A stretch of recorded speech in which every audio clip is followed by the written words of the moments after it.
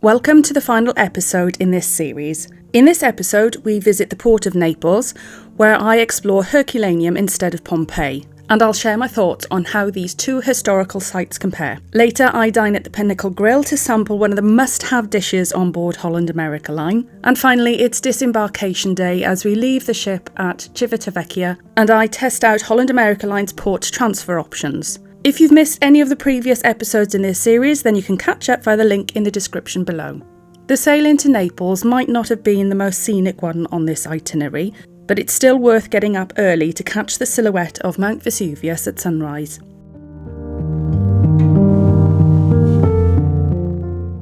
I started the day with Holland America Line's fantastic room service breakfast, which sadly I knew would be my last room service breakfast before disembarking tomorrow. After a leisurely breakfast, I headed to the World Stage Theatre to join my shore excursion. Today's tour was a half-day trip to Herculaneum. There are many great options to discover from the port of Naples, and you're spoilt for choice, such as exploring the city itself or venturing a little further out for the day. And here are some of the things you might wish to explore on your next visit. Our journey to Herculaneum included a brief stop at a cameo factory. Now, while it was interesting to see how the cameos were made and to get a much closer look at the intricate craftsmanship and skills involved, it was, as I expected, mainly just a retail stop. And this is a common occurrence for cruise ship shore excursions, regardless of who you sail with. Thankfully, it didn't take too much time out of our shore excursion, and we were soon on our way and continued the short drive to Herculaneum. I've visited Pompeii on one of my previous cruises, so I was curious to explore this other, if somewhat smaller, UNESCO World Heritage Site. While Pompeii is vast and bustling, Herculaneum is much smaller, and it served as a seaside retreat for the Roman elite at the time Mount Vesuvius erupted. The wind direction on that fateful day left Herculaneum initially less directly affected than Pompeii, giving some residents some time to escape. However, Herculaneum soon disappeared under 25 metres or so of pyroclastic surges and flows that in effect vacuum sealed this city, leaving it to be forgotten for centuries. Then, in the 18th century, the digging of a well, as part of the more modern settlement of Herculaneum, ancient Herculaneum was rediscovered. Despite years of mismanagement with the site during initial excavations, Herculaneum is remarkably well preserved. Interestingly, large areas of ancient Herculaneum still lie under the modern town. So the emphasis at this site is now on preservation rather than further excavation. While you can tour the site yourself, I definitely recommend visiting with a guided tour or an archaeologist guide, just to gain a deeper understanding of its history, if that's what you're into. For example, there were many small artefacts and small details I would have completely missed and walked past if they were not pointed out to me. But it is still a great site to wander on your own. And as you wander around, you might come across some of the resident cats who rule this ancient site. I really enjoyed my visit to Herculaneum, and I found it to be more pleasant than a visit to Pompeii. There's definitely more shade and the site is much better preserved and it's less sprawling and crowded. But I always think it's best to visit both sites if you have the time. And I've put some pros and cons of visiting each site in my separate blog post on my website. It would have been nice to have spent more time in Herculaneum rather than the cameo factory, and this would have given us a bit more free time to explore some more of the site, but that's one of the aspects of shore excursions.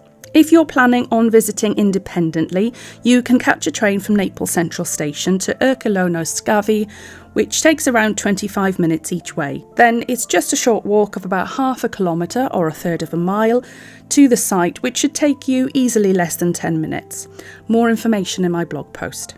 If you do have time when you're on site, then be sure to visit the astonishingly well-preserved boat exhibit found in one of the boat houses.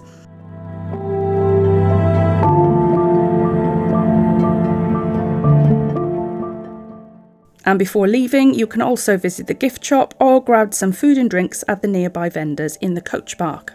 Within 25 minutes, we were back to Naples. Now, while I didn't explore Naples further due to limited time today, the port terminal offers plenty of citrus-themed souvenirs before you board the ship. And Holland America Line shoreside hospitality greeted us once again with iced drinks and towels, which were very well received. Back on board, I stopped by the Lido market to see what was on offer for lunch.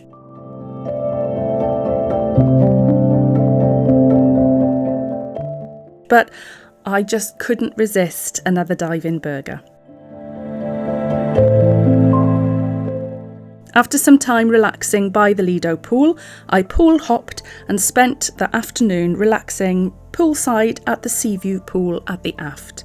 And this was a great place to enjoy a quiet ship while so many guests were still ashore. Now, while I could have headed back into Naples and rushed to see a few things in the few hours I had left in port, I was really glad I stayed on ship, as it was the perfect way to unwind on this final afternoon of my port-intensive cruise. As I returned to my cabin in the afternoon, I noticed that my Holland America passport and my very first sticker had arrived in my cabin. This is a log of your cruise, and it's a lovely memento of your time on board, and I really look forward to adding more stickers to this passport in the future. By late afternoon, we set sail from Naples and headed to our final destination, Civitavecchia, which would arrive in tomorrow.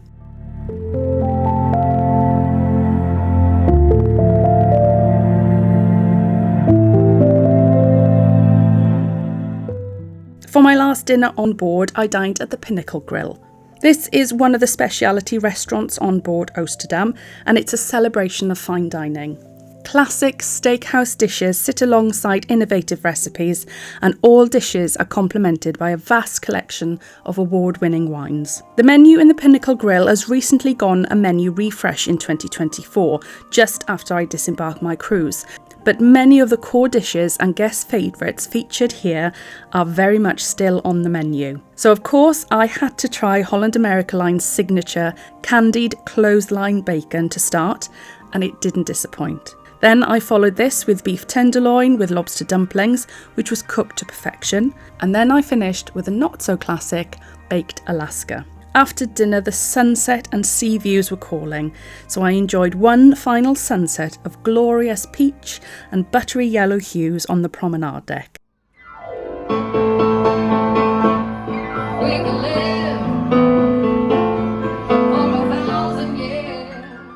Then it was time to head in for an evening of live music and cocktails at the Billboard Onboard Lounge with Gabe and Megan once again at the pianos. And obviously there was time for one last Tuscan lemon drop martini before heading back to my cabin.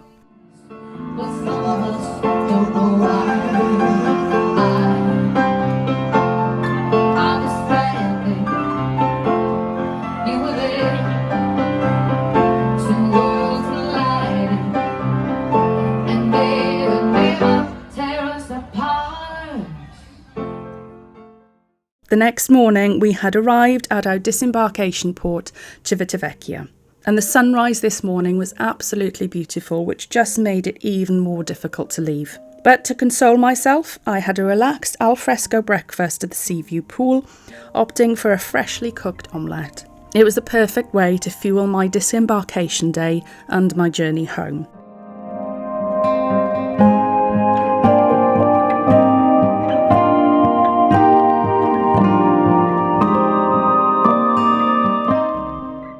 For this part of the trip, I booked on Holland America Line's port transfer service from Civitavecchia Port to Fiumicino International Airport.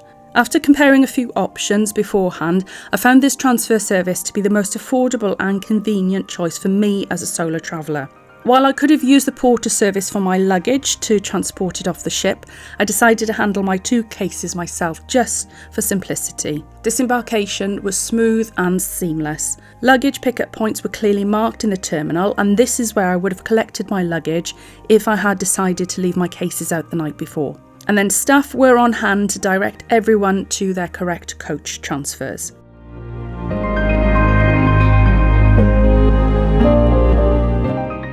After one last farewell to Oosterdam and its wonderful crew, I boarded the coach for a scenic journey through the Italian countryside to the airport.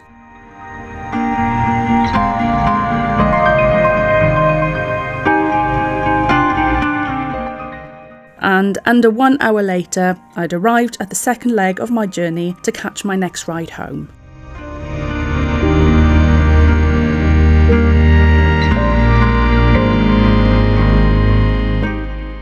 Thanks so much for joining me on this incredible and utterly memorable journey through the Adriatic with Holland America Line. From rediscovering favourite places and experiencing new ones, and many exciting adventures on the way, it's been a truly unforgettable trip. And thanks to Holland America Line for hosting me throughout. Until next time, happy cruising. If you found this video useful, then please like and subscribe, and follow me on Facebook and Instagram, links in the description below, or watch some more of my Oosterdam content now.